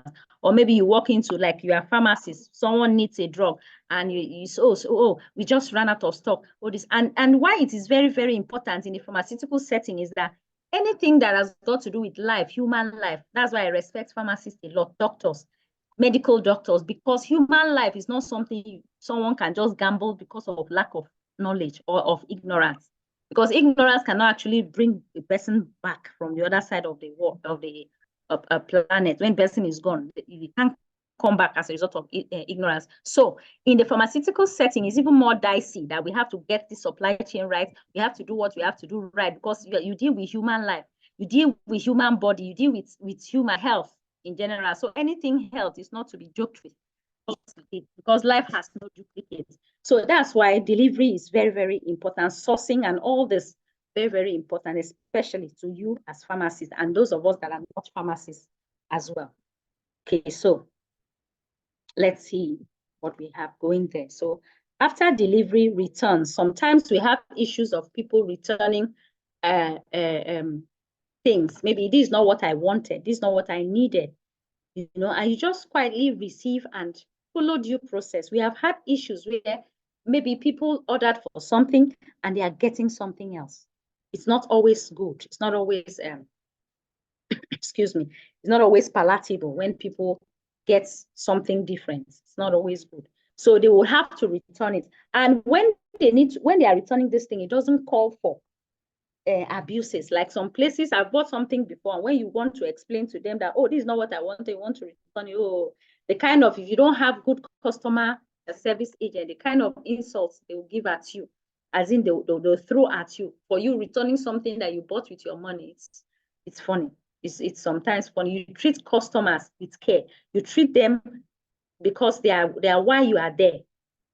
They are why you are there. So because you know they are why you are there, then you know you have to treat them well. So when customers return things, how do you handle the products returns from the customers? Inspect them, check them. If you are to maybe recycle it or refurbish it or restock it or do something with it, you don't just waste it, you know. And then seamless customer-friendly return processes. Since they are your customers, you treat them fine. Oh, I'm so sorry, we didn't know. Maybe there's just a mix-up. Please bear with us. Let's see how. Not, why are you returning it? We don't take that. So please, we don't need it. Or you take it back. Or why should you return it? You have kept it 3 days and you're returning it. You know, sometimes that's why supply chain is important, because it may not be you, the manager of, it may not be the head of the hospital saying that. It may not be, it may be just maybe a customer service agent, the people at the front desk that will have that kind of an attitude towards a customer. And tell me, a customer that feels bad with your service will never return. It's just like now, if I'm giving you this training and you don't get value for it, if you see another training run by MJB man, you say, please, I'd rather look for another place and take my training. That's just the way it happens. So all these things come under returns. How do you handle customers that return goods? Do you give them a customer-friendly disposition in the return process, or do you hurl insults at them, or do you make them feel bad and go never to return again? These are some of the things we have to look at. Very, very important. So now, global supply chain operations. How? Global supply chain operations. Now, from the word global, the world is a global village, like I already talked about. Everything that happens in the world is just as if it's happening in your palm, because everything has come so close that you can reach anybody. Now you can talk to anybody, any part of the world. You can buy anything you want. Then you see how easy life has become. So, but as easy as life has become, because we are now going global in business. If you want to survive in business, then you don't just center in one place. Like on this platform, we have people from Ghana, we have people from, you know, not necessarily USA that will even give you the certifications, other countries. Why? Because of the way business setting has been. Before, it would have been you sitting in a classroom, answering to me, maybe the facilitator or any other, and then just doing. But now, it doesn't work like that. That's the way business is. You just pick your phone, you want something, like I need anything now, I just go to Amazon, or I go to Alibaba Express, or I go to any of the, and just pick whatever I want. Before you know, you get what you want. So the world has gone globalized. Everything, the world is now a global village. So global supply chain operations. Now you have to get it right, because it's not now it's now global. You deal with countries, you deal with time zones, you deal with the currencies, different currencies, and all whatnot. So these are the areas. Please, as I progress, please, if you have any question, kindly drop it in the chat box. Please drop it there. I'll attend to the questions, because our time, I need to cover what we have. I want you to get value. Like we are talking about supply chain management, and where best would you learn better, if not from me, to give you value for this training? That's where it starts. You understand it better. So please bear with me. If you have any question, drop it. From time to time, I'm checking the chat box. If I see any, excuse me, I'll quickly answer the question before we continue. So these are some areas of global supply chain management. Operations management. How do you handle your operations? Supply chain management. How do you manage your supply chain? Because remember, I told you that some supply chains are complex. When you have big organizations or you diversify your business, you want to have a branch in London, you want to have a branch in Australia, you want to have a branch in Nigeria, and you diversify your businesses globally. The more countries that you diversify your businesses to, it makes your supply chain to be more complex and more enlarged. As such, you have to do more work. A small business does less work, but a bigger business does more work. So that is supply chain operations. Customer competition, customer orientation. How do you handle your customer? How do you treat your customer? What do you know about your customer? What does your customer know about you? Can your customer say, oh, wow, if it is Alibaba Express, I know they will deliver. What can your customer say about you? You understand? Logistics management, do you give complaints? Oh, someone gets something from you. You are online, yes, you run ads and people are interested in what you have. And someone runs ads, oh, I'm in India, or I'm in Cameroon, or I'm in the UK, you know, and you're not ready for that because you don't understand that we are in a century whereby we have to just move with the times. So maybe you don't have what it takes to go your logistics. You don't know how to handle it. Like some of us here in Ghana, in UK, they get their certifications. I trust MJB management. Wherever you are in the world, you get your certification when you get this training. That is what I am talking about, global. You don't just narrow yourself to one place. You move. As everybody is moving, you move. You just get there. Even in the pharmaceutical, you do trainings, you get to know what the world expects. You get to know the drugs that are in thing. Maybe before it used to be paracetamol, for instance. Oh, now no more paracetamol. We now take Panadol. Panadol is better, for instance. You know, you keep upgrading yourself. You keep, just as you're taking this training, you don't just sit there in one place. Because if you do, then certainly people will move and you are there. So that is it. So global supply chains are simply networks that span across multiple continents, like I already talked about, and countries for the purpose of sourcing and supplying goods and services. That's just simply what it is. Global supply chain from that global. Now, there are complexities, like I told you, there are things that you are going to face when you go global. If you are even in a small setting, you can handle it little. But when it gets globally, custom duties, regulatory compliance, the way you do things in UK, of course, those of you know the way you do things in UK. Like I traveled to UK the other time, and each time I travel there, I look at the difference between Nigeria and you ask yourself, the way things are done there, wow, they are not done here in Nigeria like that. You see all those things. Challenges, your transportation challenges you would have, that you may have, transporting goods, maybe your logistics. How do you, to countries outside the world, maybe Australia, other continents, how do you go about it? Currencies too, and payment issues. Like those of us that are outside, like someone that was in Ghana, I think MJB had to give another method of payment to that person because the person is not in Nigeria, you know. So these are some of the things when you want to go global. These are some of the complexities, some of the things that you have to really narrow yourself into and adjust into because you have to get it coming if you want to go global. Cultural and language differences, different languages, inventory management. How do you manage inventory? You have an excuse me, you have an office. How do you manage your office in UK? How do you know a stock? So you see a whole lot of things, technology, computer, we are going to get to see them. Now, technology integration, fine. If you are an analog, you are into business today, and you don't know the digitalized ways of moving, of getting information, data, receiving data, sending out data, giving data, and a whole lot of things, then you have to it means you have to go get back to the era of trade and barter and start from there, because now technology has catapulted everything. Data is very easy. Data that you would have taken a very long time to get in a split second, you get it because of technology.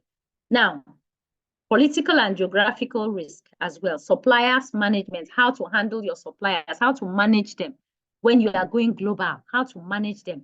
Maybe you need, like you are doing something like car, you can get some parts from China. Most of us get most raw materials from China. You have to place order. You want this raw material because you want to make this. How do you meander it? Those are some of the complexities because China is a bit far. What are the things you do? How do you go about with the delivery? Will you be able to speak the language? Even if you are even looking at it, how will you communicate? And so on and so forth. There are so many things to look out for. Now, but there are benefits. The benefits are enormous. There are benefits. What are these benefits? Customer satisfaction. The customer would be satisfied.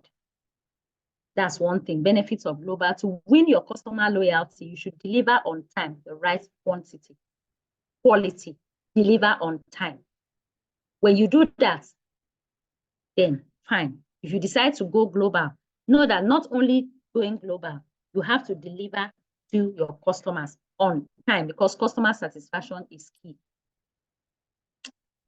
Broader perspective. When you go global, you have a broader perspective because you will not only center to get the things you want within where you are. You will check, oh, we can get it from India. We can get this from China. Okay, I can get, oh, no, we don't have good ones here. The ones we have here don't have a long shelf life. Maybe we'll get the ones that are from India. Those ones work fast. Those ones help the healing process faster, and so on and so forth. So instead of you centering yourself locally and just being in one place, you diversify, you go global. You see that there are places you can get things better. Every division of labor comes into play. Division of labor in the sense that the part of the country or the continent that does it best is where you look out for. And as such, you are going to get the best quality. There are things that you may not get the best quality in Nigeria when you want to do it, but if you globalize, if you get it from outside, or even two ways, even if you decide to extend your business outside, it's still going to give you that advantage. Then 247 availability. Remember, if you go global, time zones differ. Time zones differ. Our own time zone is different. We have different time zones. So it gives you a 247 availability because if you have businesses spread around all parts of the world, maybe when these parts are sleeping, if they are sleeping time, this part is the time that business is in top gear. That's the time for them. So you can make your sales, you can still get what you want instead of you just being confined in one place with your business. You cannot grow. But when you diversify, you make use of the time zone. Very important. Then sourcing opportunities. When you globalize, like I said earlier, you have your opportunities to choose the best quality of the products offered, like I already said. You will have selection. You choose your suppliers. You pick the best out of the best, like that would deliver the best quality of what you need to give your customers the best. See, those are the advantages of global supply chain. When you deal with people, your suppliers from different countries, you want this part, okay, this part will be better from this side, I need it from this country, okay, maybe Australia can give me this, and so on and so forth. New markets, so when you have the tendency of diversifying, you get to be involved, you get new branches, you open new areas, you get new customers, and before you know it, you are just there. So, but for you to achieve all these things, like I said, there are technologies that have emerged. Internet of Things. It's just a collection of interconnected devices that you can monitor, you can report on something, you can send, and you can exchange data. Very easy. Artificial intelligence. Beautiful. Now, artificial intelligence, I know MJB, I know they've taken this training a couple of times. Now, the way the world is, artificial intelligence helps us to do things really, really better and faster. It allows you to take all the data that you are capturing throughout the supply chain. It makes work easier for you. AI makes things easier for you. You analyze, you can even use it to forecast. You can use AI to forecast and know that, okay, at a certain time, from my data, I think this period in the year, they purchase this particular thing the most. Oh, this period in the year, we have like talked about malaria. Oh, this time, because I live in, from my data, towards December, towards January, when it is rainy season, they purchase more of malaria drugs or maybe mosquito nets or maybe this. You can just use AI to predict to forecast and know how your business is going to look like at a particular time. Blockchain too, it tracks every step in your process. There are different technological, emerging technologies, different things that makes life very, very easy and sweet for us. Okay, so that having said, please, I haven't seen any question in the chat box, so that's I assume that we don't have any question so far. Please do not hesitate to drop your question. We have 3 days of this training, and I like to have questions. I like to hear, contributions.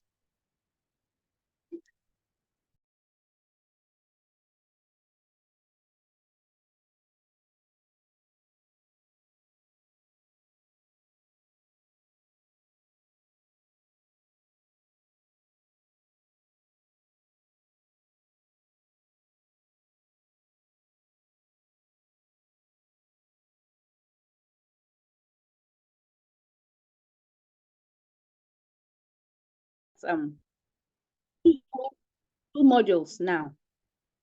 And I think I just have, okay, a slight issue. So at this point, we have talked about the first topic, which is introduction supply chain management. We've talked about global supply chain operations. And we will just quickly look at supply chain design and planning. In the next, few minutes, we'll be done with this training. I'll crave your indulgence. Our training is supposed to be from 5 o'clock to 8 o'clock. But I'll crave your indulgence because I think, like what you observe, I think there is just a minor issue with this system that I am going to try to. Thank God we've been able to cover 2 modules for today. So we are going to start from supply chain design and planning. That's going to be the next, the third, the topic for next Saturday. Today, we've been able to cover 2 topics successfully. And by next week, we are going to start from supply chain design and planning. At this point, I'd like us to ask questions if we have any, because my laptop is kind of trying to troubleshoot, and I don't want you to say that you did not have value for this training, so that the supply chain I'm trying to preach to will not be futile. So at this point, please, do we have any questions or any contributions that would like to maybe ask? Be rest assured that I'm going to see how to make up for that time, because this laptop is having a little switch at this moment. Please, are we together? Can everybody hear me, please? Yes, we can. Okay, because I'm not hearing everybody's voice. I only heard the voice of a gentleman. Please, can we all respond so that I will know we are together? Yes, we can. Yeah. We are Okay, with so, you, man. okay, so please, I crave your indulgence. We still have like an hour to go, but I crave your indulgence to just pardon today. Because I have a troubleshooting issue on this laptop right now. I don't know what is actually happening, but I would ensure that I make up for the time, especially when we have to really delve into the in-depth into what we have been talking about. So please, if there's any question or any contribution you'd like to make, please do. Then I would like to beg you that perhaps you may be pondering over what we have taught. I don't know if we do understand what we have done so far before my laptop shuts down. Please, do we understand what we have done so far, the 2 modules? Please, do we? I need to get a unanimous response. Yes, I perfectly understood. Yes, I understand, ma. Yeah, we are still not shutting down our mics. Some mics are still, some people are still talking in the background. Anyway, today is the first day. Today is like the introductory part. I have a lot for you. I have videos for you. I have real life scenarios for you. We are going to see them. Forget that I'm just talking theory today, because today is the first day. Subsequently, we are going to see how to. So please, I crave your indulgence to please come prepared. Let it not be only the few people, the lady and the gentleman that have responded, please. I would like to hear more. I would like us to just make it interactive when we come next week. For today, please, I would like to, because I am in your group, I am there. I would like to see your comments there. At any time, just feel free to drop anything. I know MJB management integrated services will be glad for us to interface. So if you have any question or anything you didn't understand today that you are not realizing now when it's time to talk, you can just drop it on the platform. And then I would like to know what really stood out for you, like just one thing you learned today, maybe a sentence, maybe a meaning, maybe whatever, a phrase or something that just stood out for you, just a sentence. I have 20 participants, and so I would like to look at that WhatsApp group in the next 20 minutes to see if I'm going to get some feedbacks from what I am saying. So on that note, thank you very much. I want to really thank you. You have really demonstrated, you've made my work easier today, all the knowledgeable professionals on this platform this evening. I want to say a big thank you to you and for adhering to the rules, for everybody that adhered to the rules. Thank you so very much. And remember to drop your feedbacks on the WhatsApp. What stood out for you, what you learned, and what you didn't understand, whatever. If I did well, you write there. If I did not do well, as I'm teaching you supply chain, if I didn't handle my supply chain well, please do well to drop it there. Thank you so very much. MJB management and integrated services at this point, I think we should round up for today while I add this 1 hour to any of our sessions where we have to go in depth into what we have. Thank you so much. All MJB, right. please. Thank you so much, Dr. Mrs. Dorothy Kingsley Tugudo. I want to appreciate you, and I also want to, in a very, very special note, thank our participants. Thank you for your contributions you've shared with us. Please, You're welcome. I too also bear with her for today. She said her system, she's having issues with it. So she has promised that she's going to add it to the next class. So let's bear with her for today. Thank you so much for your time. If for this, I saw a comment, a chat, someone dropped a comment and said, wanted the slides. It will be sent, it will be on the platform. You can get it there.